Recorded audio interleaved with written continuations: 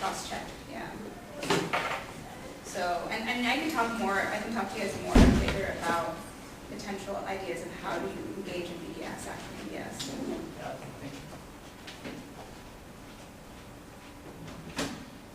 What's the most real way that we can just start boycotting? There's a couple of campaigns that have already taken place. For example, there's a campaign, Hang Up on Motorola. Motorola provides a lot of the military assistance to Israel, whether in the wall, the apartheid wall. They actually have cameras that are created by Motorola, basically to see, to monitor the movement of Palestinians. So there's, boycott, hang up on, I think it's hang up on Motorola, don't buy Motorola stuff. For example, Verizon's fake phone, the Android, the Droid does, that's Motorola, don't buy Motorola. Yeah.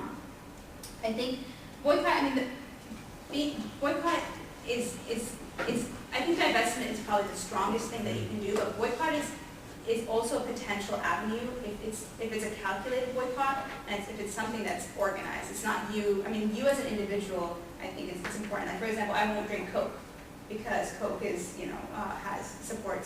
is a company that supports Israeli occupation and apartheid.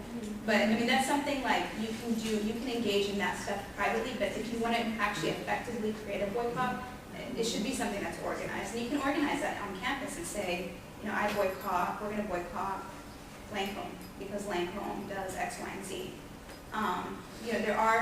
There are several boycotts now, big major boycotts, Motorola, diamonds, but it's not like stuff that we buy every day, like lead, Levy diamonds. Like it's not like, oh, I'm going to go out and buy some diamonds tonight, Yeah. Or there's another company, I'm totally forgetting its name, but it's a beauty company that makes it makes all its beauty products and settlements, and there's a major boycott against that company. So yeah, but that's really, that's something that as a campus, and this is what I'm saying, as a university, is such a small area, and you can really use it to organize things and have a much stronger message. And a lot of this is really, it's not even about financially hurting Israel as much as it is about showing, really exposing Israeli apartheid and Israeli occupation and the war crimes that are happening there, and just opposing it in a way, in the only way that we in a capitalistic society understand, which is money. Because unfortunately, there has been nothing at this point to stop the Israeli aggression, like not the UN, not the international body, not even the International Court of Justice. After what happened in Gaza, there was, the UN deployed a Human Rights Council team to go, legal observers to go witness what happened there. And they basically wrote this damning report. It was like 574 pages, Richard Goldstone, basically saying that Israel committed war crimes and crimes against humanity. And the recommendation of the report was that within 6 months, if Israel did not engage in an internal investigation, they would have to go before the International Criminal Court. And it was actually approved by the General Assembly of the UN. Until now, nothing's happened. It's been over a year. So at a point when governments no longer do what they're supposed to do and are no longer accountable to the human rights and to the laws that we ourselves have employed for these kind of things, we as citizens need to start to take action and oppose policies that really, these human rights violations, these are egregious violations, and they're being done with our tax dollars. Like Gaza was funded with our tax dollars. And I cannot explain that enough, that if it was not for our tax dollars, what happened in Gaza would have not happened. What's the acronym that you were mentioning a little while ago? BDS? Oh, BDS, boycott, divestment, and sanctions. Okay. Boycott, divestment, and sanctions.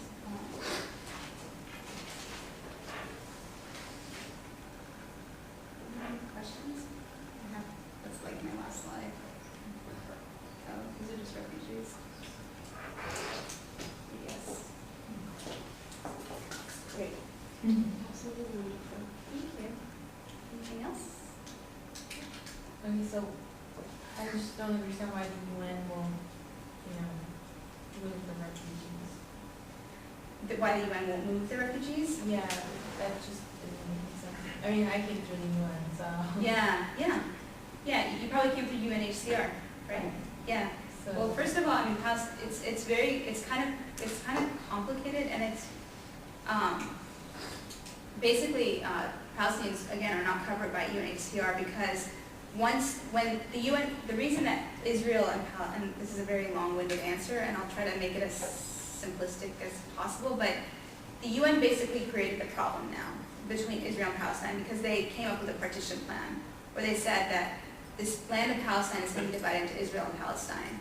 And so because of this feeling of guilt or whatnot, they wanted to afford Palestinian refugees when Israel was created, they wanted to afford Palestinian refugees more assistance than other refugees.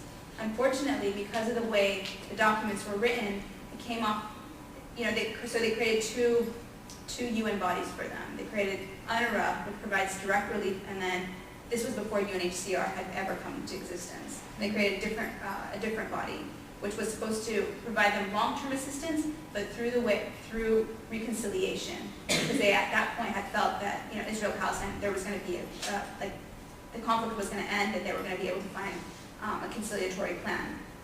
That UN body basically became defunct, and so all that the Palestinians have now is UNRWA, which provides immediate relief like clothing and food and whatnot, but they actually don't have anything that provides them long-term support like UNHCR. And when UNHCR was formed, like in 1950-something, they didn't take on the mandate of the Palestinians because it was like somebody else's problem. Like they're like, oh, this other agency exists. And so until now, I don't know why the UN hasn't. Part of it is because one of the mandates of UNHCR is that they're supposed to help resettle refugees. And when you cannot resettle them in their original country or their original land, they're stateless people, so it's kind of a headache for the UN. Like, where are they going to take these Palestinians who are living in refugee shantytowns now? Whether it's in Lebanon or Egypt or in Jordan and whatnot. Where are they going to take them? Where are they going to put them? And so, it's part of it is because the UN just doesn't want to deal with it, and they don't know how to deal with it because it's a massive refugee, it's the largest refugee population in the world. So, I think that's part of it. They just don't know how to deal with it. It's the same with the US. They don't know how to deal. They don't know how to deal with the Israel-Palestine situation. They talk about peace. It's a lot of lip service, but for them to actually do something would actually mean that they actively have to stop writing checks, and they're not willing to do that. So does, because like when you come to the UN, you have to do an interview, obviously, Yeah. and it's like a long process, but and the country has to actually accept you. Right. So if they do go to them, is it the actual countries that are rejecting them? UNHCR doesn't even have a mandate. Like, they don't even accept Palestinians. Like, when Palestinians go to the UNHCR, the UNHCR will not even accept them. Like, they won't even let them fill out the application. So it's not even, they don't even get to the third, they don't get to the resettlement phase. They don't get to the third stage. They don't even get there. They can't even get through the doors of UNHCR. So this was a huge problem, for example, in Iraq. What happened in Iraq, there was, there's a large Palestinian population in Iraq. And so when all the Iraqis were fleeing because of, what had happened with the occupation, the U.S. occupation, just a lot of the infighting in Iraq, a lot of the Palestinians fled, and they were basically living in the deserts in Syria.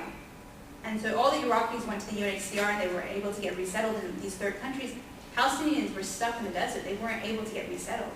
And the UNHCR would not take them. They would not take them, so they were stuck out in the deserts. So I think they've just created a small exception now for like 100 of those Palestinian Iraqi refugees because they're originally from Palestine. It's great. It's really, the refugee situation is, all of these situations, it's like I kind of just gave you not even the tip of the iceberg, but maybe a speck of the iceberg, but the refugee issue is such a massive issue, and that's why it's such a major, that's why, when Israel says, no, we will not discuss the right of return for a peace process, that's why it's so problematic, because you have 4-point-something million Palestinians who are stateless, and you're saying that we're going to create a state, but we're not going to allow you to allow those people back into this state. That's a major problem.